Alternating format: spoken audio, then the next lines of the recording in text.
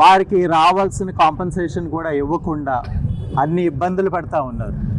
మేము కోరేది ఏంటంటే, సరే మీరు చేసుకునే బిజినెస్ చేసుకోండి, కానీ వాళ్ళకి ఉన్న హక్కులు కానీ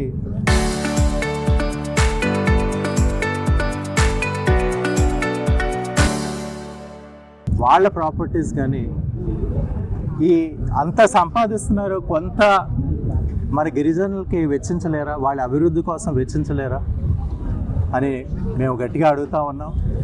అలాగే లారీలని నియంత్రించాల్సిన అవసరం ఉంది. ఒకేసారి దోచేసుకోవాలా?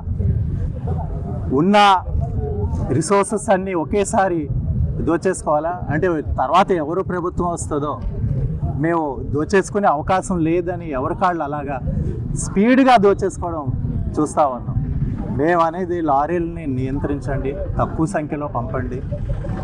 ఈ రోడ్స్ కూడా సరిగ్గా లేవు, నేరో రోడ్స్. సో చాలా ఇబ్బందులు ఉన్నాయి.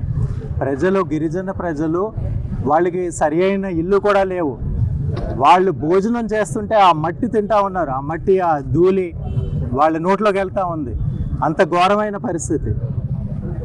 సో ఈ మన కమిషన్ చైర్మన్ గారికి ఈ విషయాలన్నీ తెలిసాయి. ఈరోజు అందరూ కూడా గట్టిగా మాట్లాడడం జరిగింది.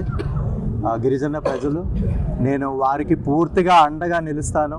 ఎట్టి పరిస్థితుల్లో తగ్గేది లేదు. నేను తగ్గేనంటే మీరు ఈ సెంటర్లోనే నన్ను ఉరిదీయచ్చు.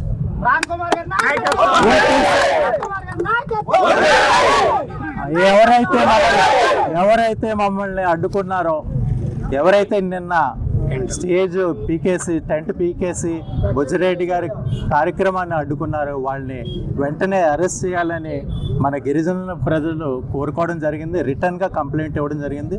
బుజ్జిరెడ్డి గారు ఒక వారంలో చర్యలు తీసుకుంటాను, నేను విజయవాడకి పిలుస్తాను వాళ్ళని, ఎవరైతే చేశారో వాళ్ళని చెప్పడం జరిగింది. మేము వారి చర్య కోసం ఎదురు చూస్తూ ఉన్నాం. ఆ తర్వాత మేము నిర్ణయం తీసుకుంటాం ఏ విధంగా స్పందించాలి రాబోయే రోజుల్లో.